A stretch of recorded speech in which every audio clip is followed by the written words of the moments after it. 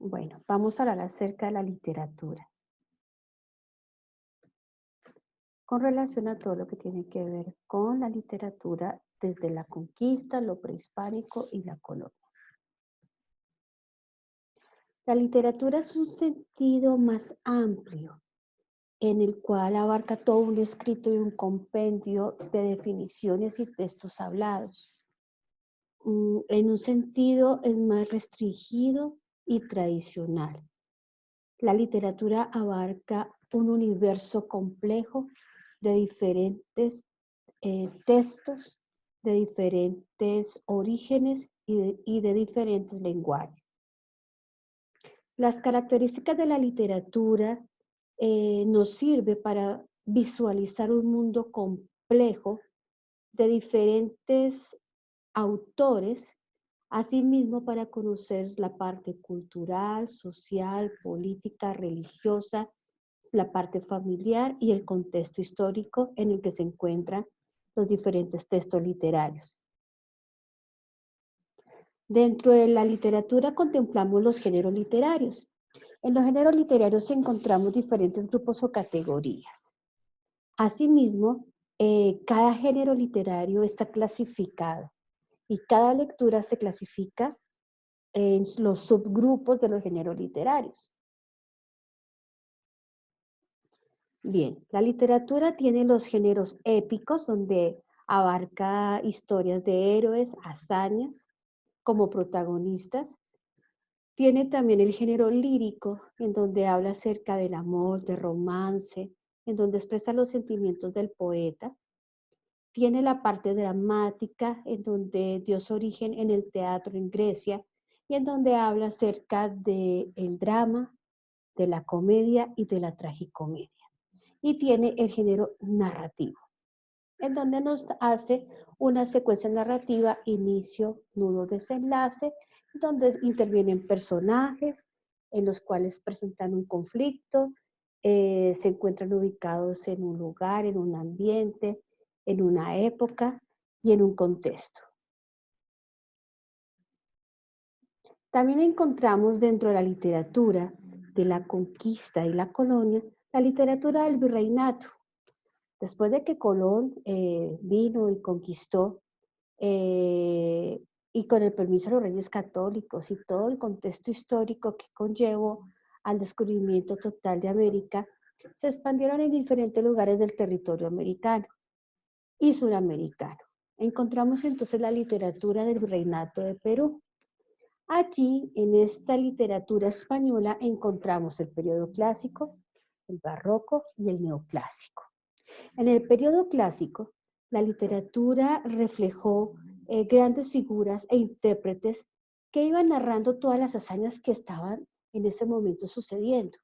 Tenemos un autor importante que fue Garcilasco de la Vega, el cual nació en Perú, sufrió, vivió, conoció toda la historia y el contexto, viaja a España y allí se forma, se educa, aprende y es un gran defensor de todos los derechos en este momento, donde se resalta la importancia que contienen las figuras literarias dentro de los textos. También tenemos a Fray Luis de León.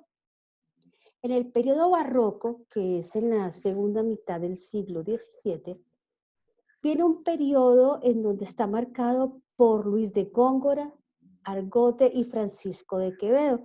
Allí algunos de ellos escritos están hablando acerca de sus hazañas de manera poética, de manera lírica, en donde componen diferentes cánticos, sonetos.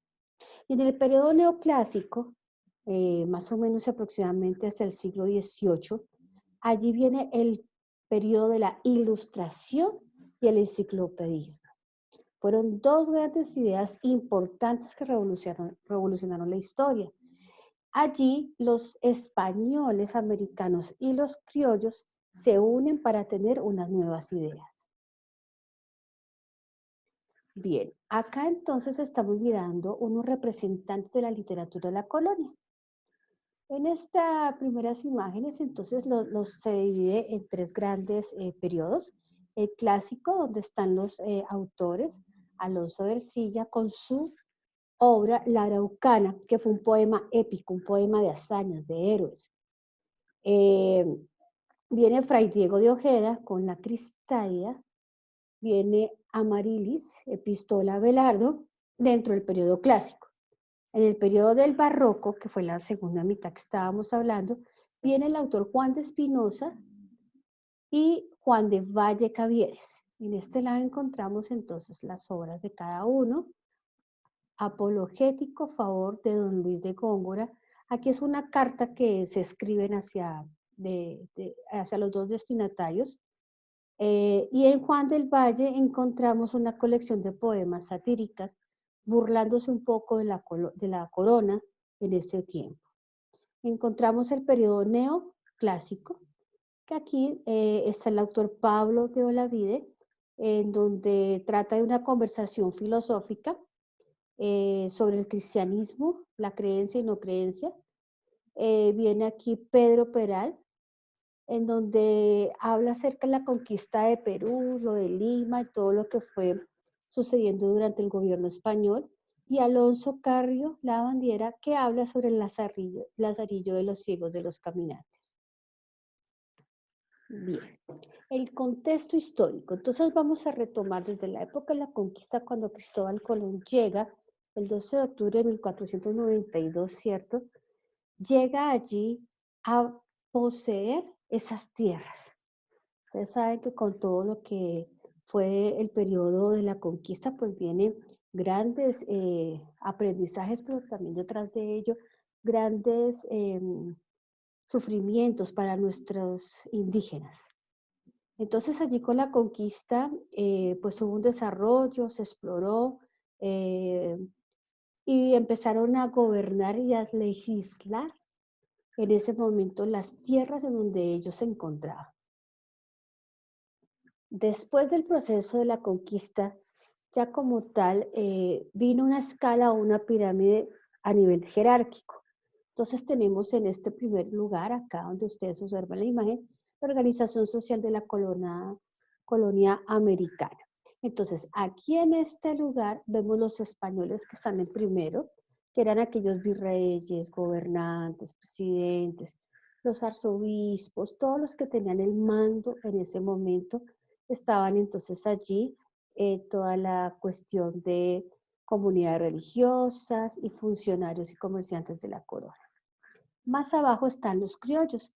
¿Quiénes eran los criollos? Los hacendados, los que puedan ingresar a alguna comunidad religiosa, los que estaban al frente de las parroquias, los que estaban, digamos, en una posición de clase medio alta.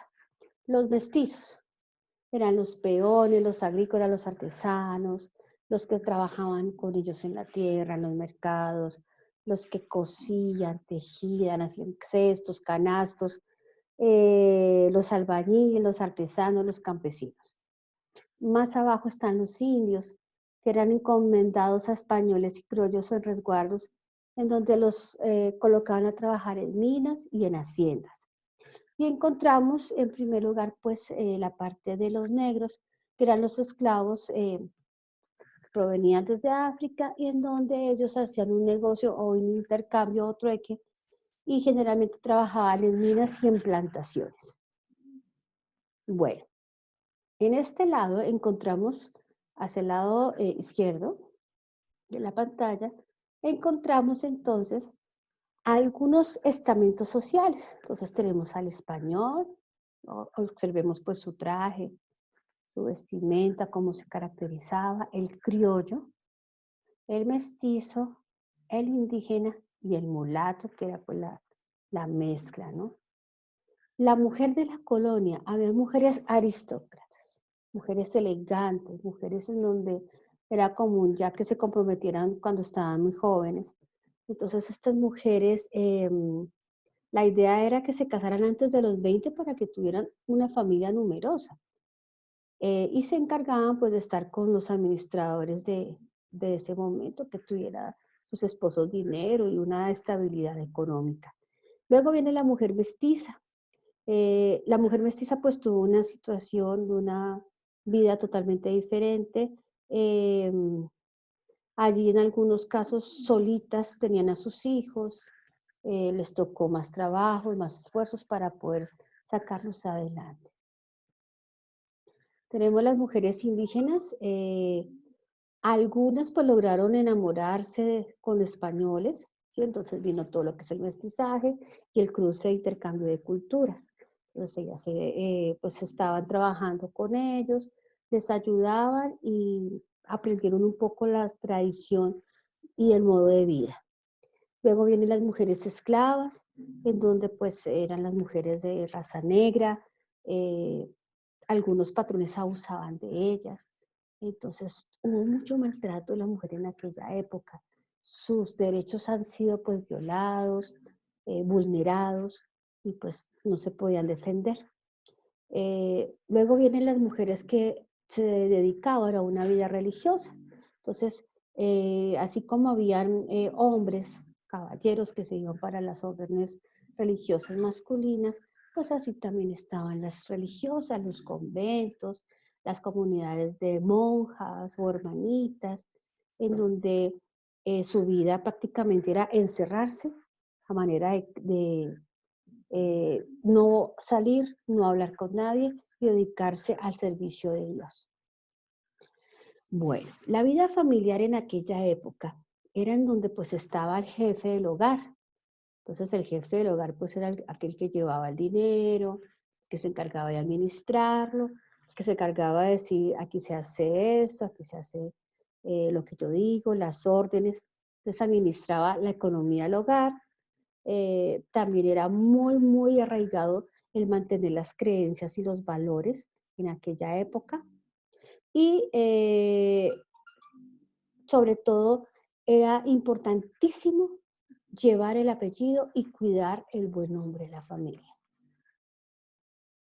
Bien, posterior a ello, pues viene todo lo que es el arte de la colonia. Entonces, en el arte de la colonia se basó en la fusión, en los aportes que dieron los españoles y también algunos indígenas. Entonces, en el arte colonial viene la literatura. La literatura se destaca la poesía épica, es decir, todos los fragmentos, narraciones, poemas, algunos con rima, otros con versos libres, en donde hablaban acerca de todas las hazañas que iban ocurriendo en esos momentos los conquistadores. Vienen las crónicas y el conocimiento de cada una de ellas. También viene lo que es la pintura. Entonces, en la pintura viene el barroco americano, en donde hacían los retratos de aquellas hazañas que estaban sucediendo. Viene también dentro del arte colonial la arquitectura. Entonces viene el periodo del barroco, el neoclásico. Y vienen otras expresiones como la relojería, el tallado, el grabado y la platería. Bien, dentro de ese arte encontramos el arte colonial, la pintura. Entonces el barroco fue un arte que nació en Europa en el siglo XVI. Básicamente representaban obras religiosas, así también representaban el servicio hacia la comunidad. Entonces, aquí observamos pues un ejemplo del Milagro de las Golondrinas, en donde vemos a Basilio de Santa Cruz, en donde es un sacerdote que está narrando a las personas de la época el Evangelio. Y aquí vemos a San Francisco Niño, que él hace una obra de caridad, una obra de misericordia, que es el dar de comer al hambriento. Entonces allí están representando como ese servicio, esa generosidad hacia los demás. Bien, dentro de la arquitectura, aquí observamos esta foto, dentro del barroco americano, entonces se observa mucho lo que son las catedrales, las columnas, las iglesias, los marcos, las ventanas, muy detalladamente, muy bien elaborado cada una de las piezas de estas arquitecturas de su época.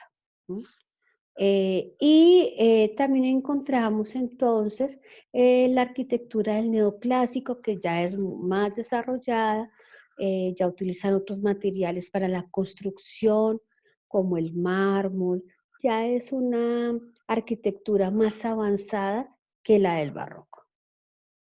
Bien, Dentro de la literatura encontramos dos grandes subgrupos.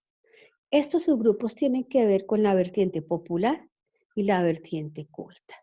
Es decir, en lo popular que estaba, lo del pueblo, las coplas, los romances, los versos. Y dentro del oculto están todas las crónicas, las cartas, lo que ellos iban escribiendo, los sucesos y los hechos que ellos iban narrando.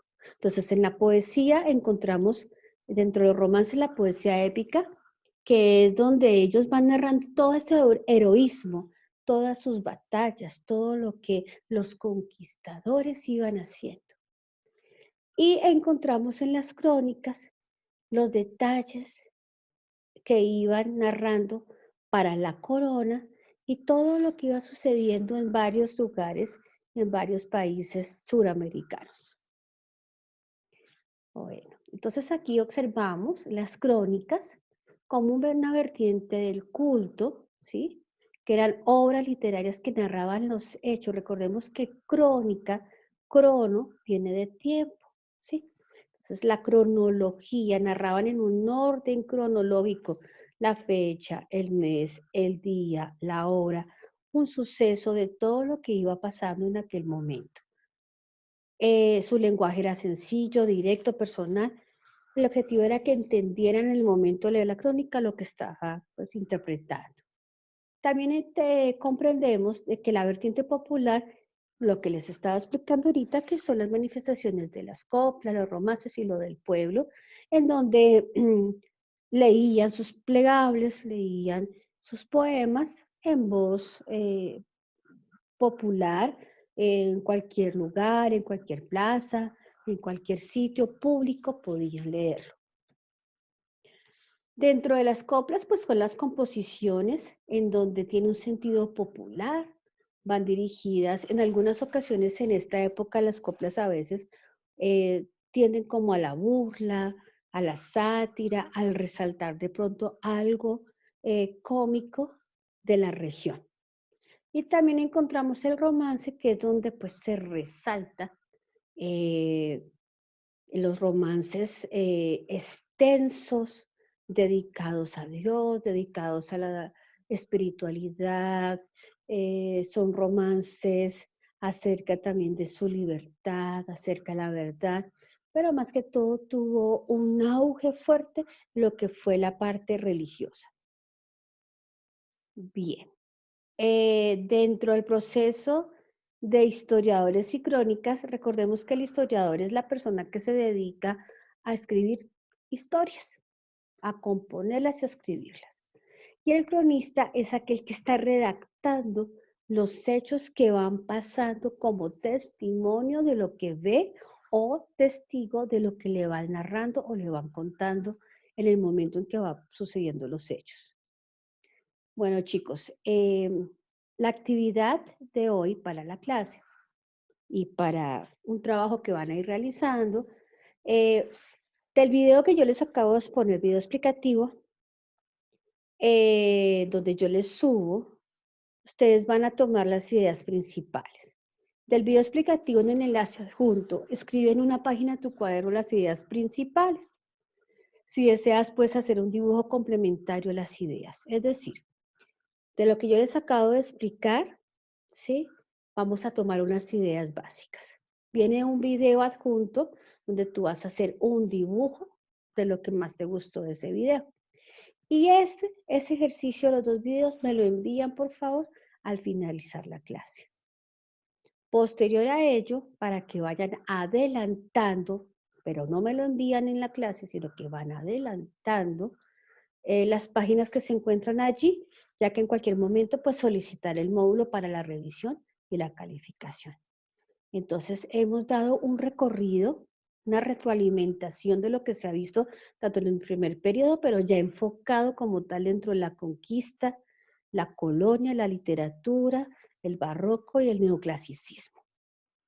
Muchísimas gracias, que estés muy bien.